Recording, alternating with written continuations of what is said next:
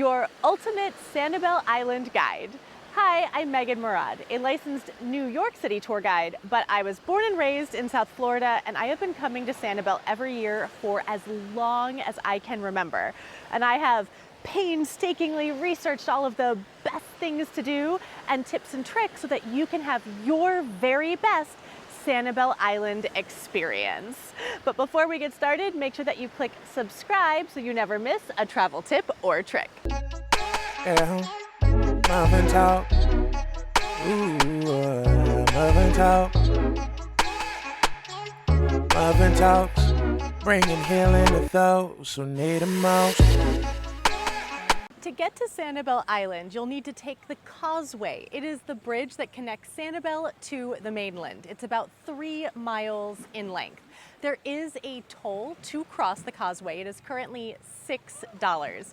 Now, I call this causeway the new Causeway because it opened up in 2007, replacing the 1963 original, which was showing major signs of deterioration. It was demolished and the remains were sunk into the Gulf of Mexico, where it created an artificial reef. Sanibel has 2 main seasons. You have the winter season and the summer season. Now, the winter season, that's sometimes known as the busy season or the high season, because you get a lot of people from up north who leave the brutal winters and come to Florida to enjoy some warmth and sunshine.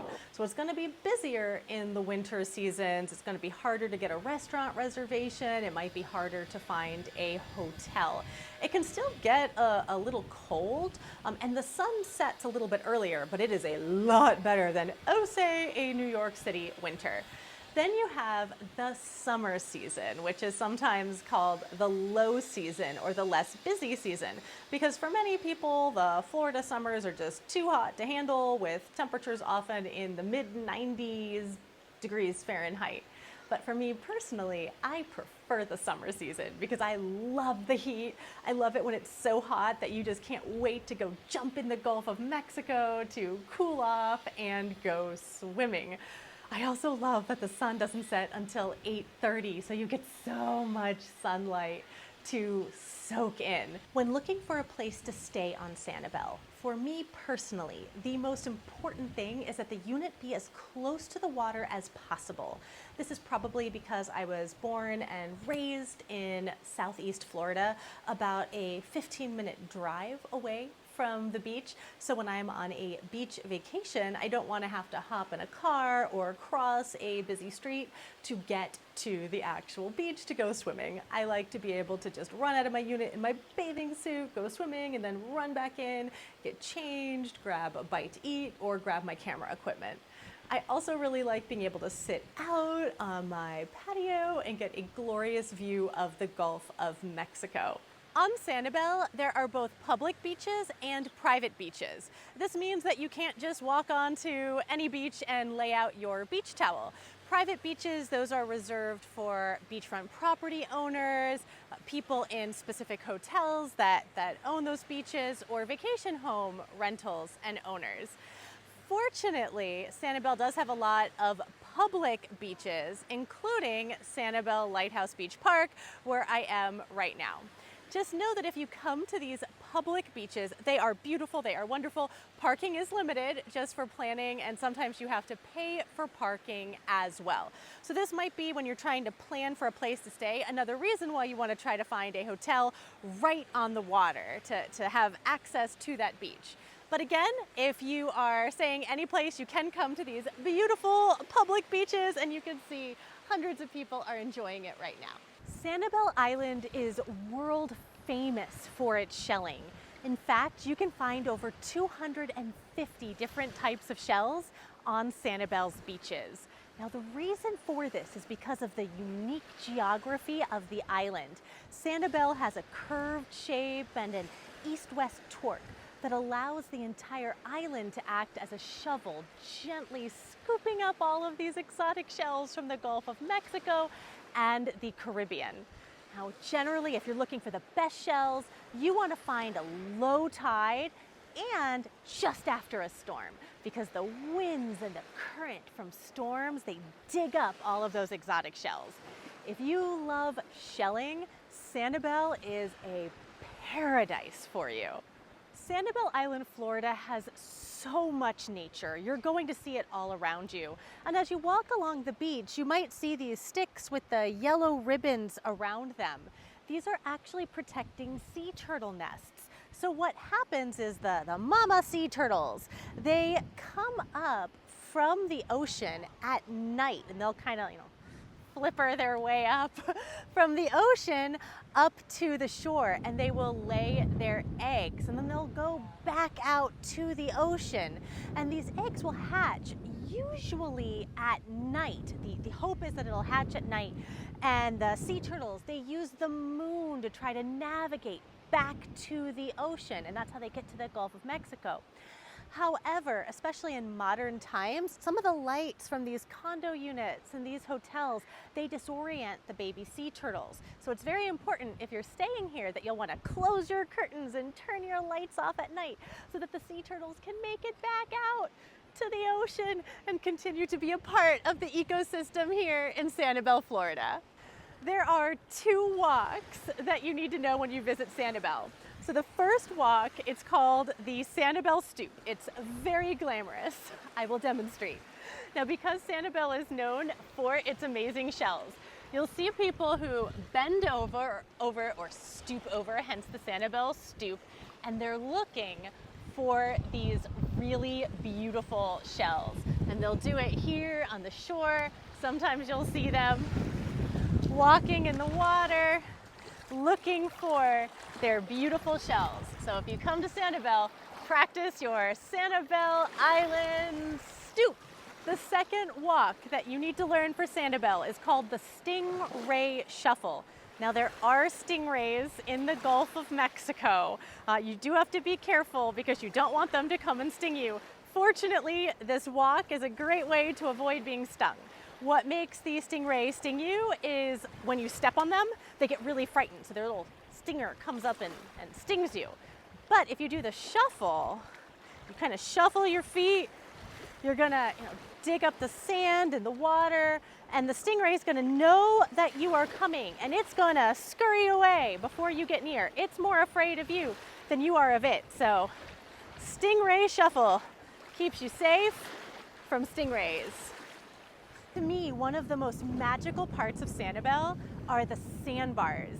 Some places I've counted as many as 3 sandbars. So sandbars are essentially hills underneath the water. So you're gonna see, I'm gonna walk out, and it's a little deep. It's getting up to my knees. During high tide, I can be here and I'll be completely up to my neck in water. But if I continue to walk out, doing my Stingray Shuffle, here I am on a sandbar. So this is a hill underneath the water where it gets really, really shallow. And during a really great low tide, this whole sandbar will come out of the water, and you'll be able to see the sand dollars and the conch and the whelk and the shark-eyed mollusks and all of the amazing treasures of the sea. It almost feels like the ocean just draws back its curtain for a very brief period of time. And if it's high tide, this is a great place where you can rest, and you'll maybe be able to touch your feet to the ground while you're swimming. And I've counted sandbars going quite far out. So I've counted 3, there might be 4 in some places. So when you come to Sanibel, make sure that you check out the sandbars. This is an example of the sandbar that's come out of the water, and I said that you can see all of these treasures of the sea. So this is usually under the water, but here you can actually get a glimpse of what this creature actually looks like.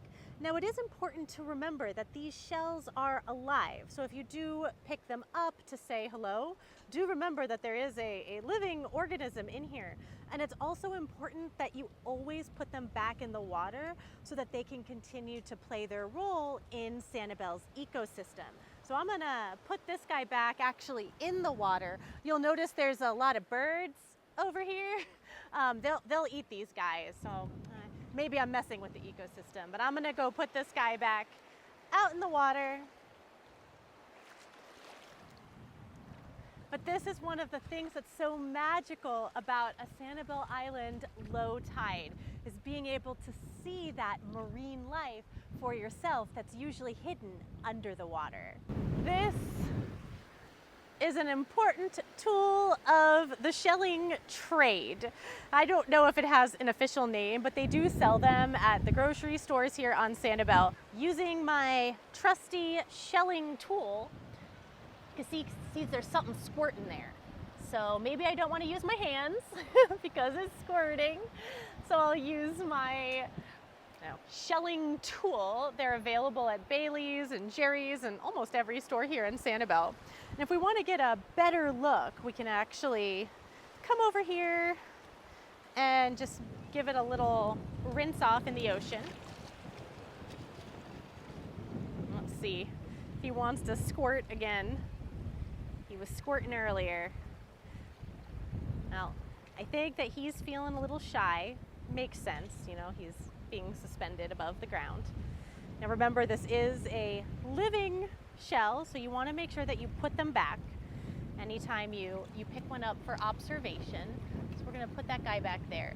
Now there are birds that are wandering around that, you know, are trying to eat these shells. So one of the defense mechanisms from these birds is the shells will burrow under the sand. Now sometimes if you get really close to the sand, you can see there's like little holes, little tiny air bubbles. So you can take your shelling tool and dig into the ground. And now at first this might just look like sand, but again, if we come over here to the water, we're gonna just like rinse it off. And you can see that they almost look like little jewels. I believe that the official name is false angel wings. I'm positive if I am wrong that you will let me know in the comments. Now these are living shells, and because they are living shells, we want to make sure that we put them back, but I want to try to show you them burrowing back into the sand because I think it's an interesting way of observing marine life. So we're going to put them down here. And let's see if we can watch any of them burrow. There they go, burrowing into the sand, hiding from the evil birds. So this is one of the most magical parts of Sanibel to me, is being able to observe all of this marine nature, and especially at low tide when you get to see what's underneath the water. Tides are very important to take note of while you're in Sanibel. There are generally two tides. There's a low tide and a high tide. A low tide is when the water in the Gulf of Mexico is at its most shallow. And at a really good low tide, there are as many as 3 sandbars that are fully exposed to the air, and you get to see all of the shells that are normally hidden under the water when you walk on those sandbars. Also, if you're swimming, you can swim pretty far out and be able to touch your toes to the ground during a low tide. Now, during a high tide, that is when the water is at its deepest. And it's also when the actual shoreline, it begins to shrink because the water is coming further and further up. Now, which tide you prefer is totally a personal preference. I tend to really like the low tides because I like to be able to see all of the shells and be able to touch my toes to the ground. If you're really interested in boating, or you're like really a swimmer who wants to swim quite far out, you might enjoy high tide more. And I've been told that if you like fishing, you like that moment right when the tides change, because that's when the best fishing's going to be. Now, there's a lot of websites to help you determine what the tide times are, so I will link those in the comments below.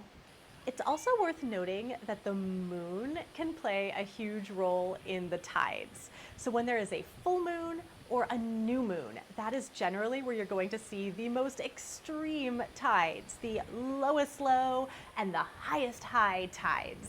I also like just being aware of the moon because if I'm going to take a night walk along the beach, it's always cool to see those giant full moons as you're walking along the Gulf of Mexico. And sometimes you'll even see the moon rise from behind the water, and that's a really magical experience. If swimming isn't so much your thing, you can also always come to Sanibel Island to fish. A lot of fishermen will come here, especially to Lighthouse Beach Park, where there is an entire fishing pier where you can go out and get that fresh catch of the day.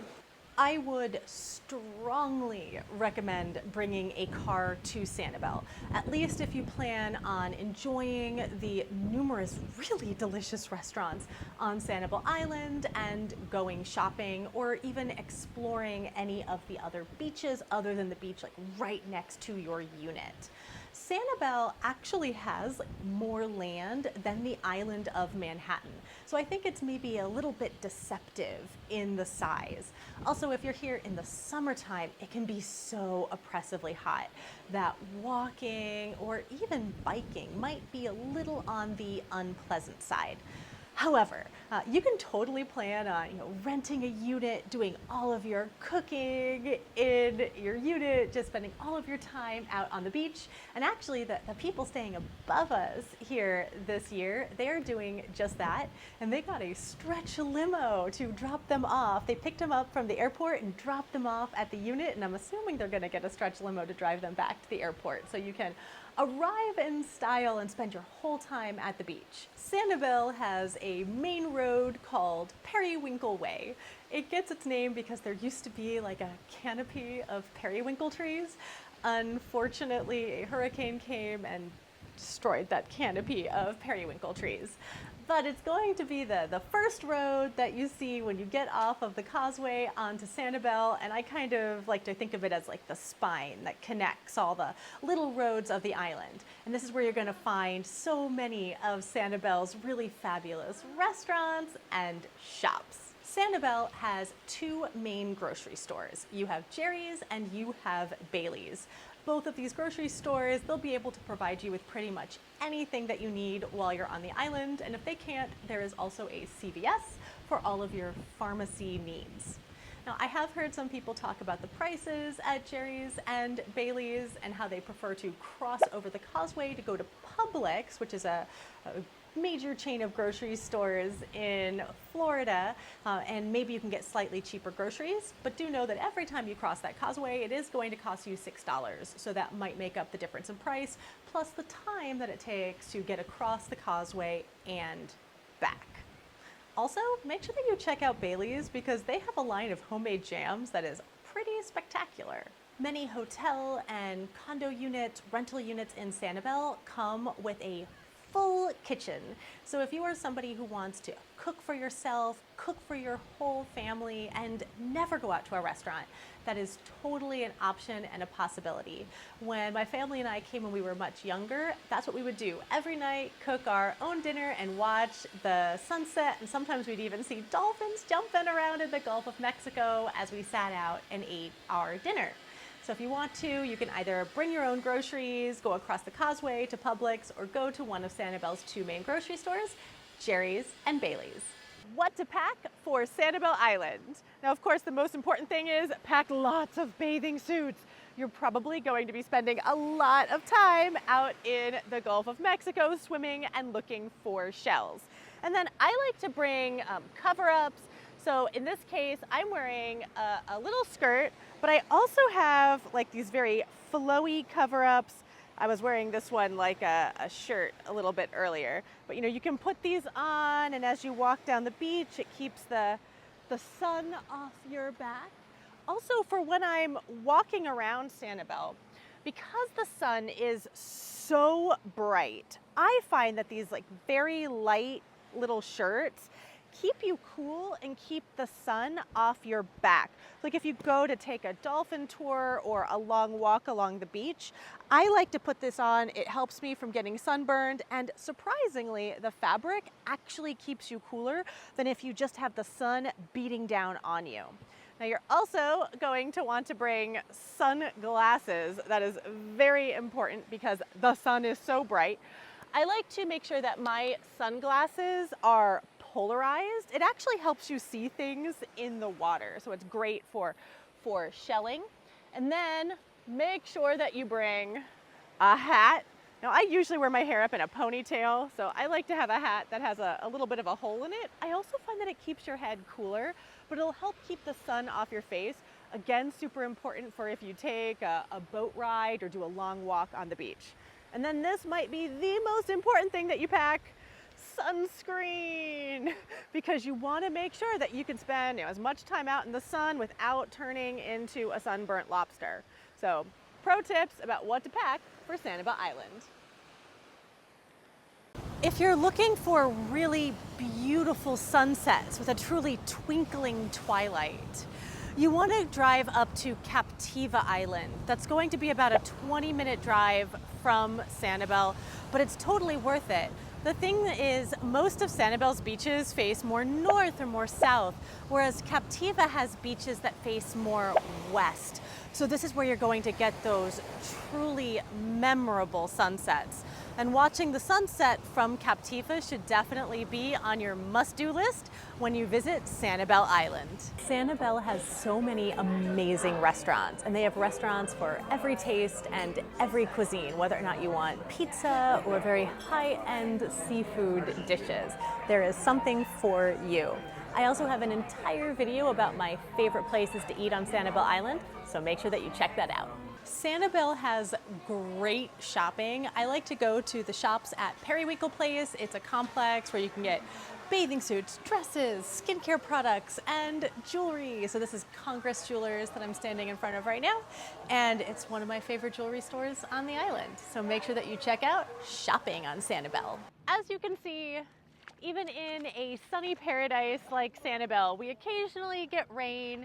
Usually it's no problem, just like an hour, and the storm will roll on out, and then you'll be back to sunny skies. But if the bad weather holds up for a whole day, those are the times when my family and I like to go to Sanibel's museums. So for example, there's a shell museum. And if you have any questions about the shells that you find out in the Gulf of Mexico, the Shell Museum is a great place to find out about these shells and ask any questions that you might have. There is also the J.N. Ding Darling Wildlife Refuge Education Center. In 1945, President Harry S. Truman signed an executive order creating the Sanibel Wildlife Refuge. In 1967, it was named for J. Norwood Darling, or J.N. Ding Darling. So this is the Ding Darling Sanibel Wildlife Refuge. It features 4 miles of trails that you can explore by a car, by bike, or by foot. You can even go boating in the refuge with non-motorized boats.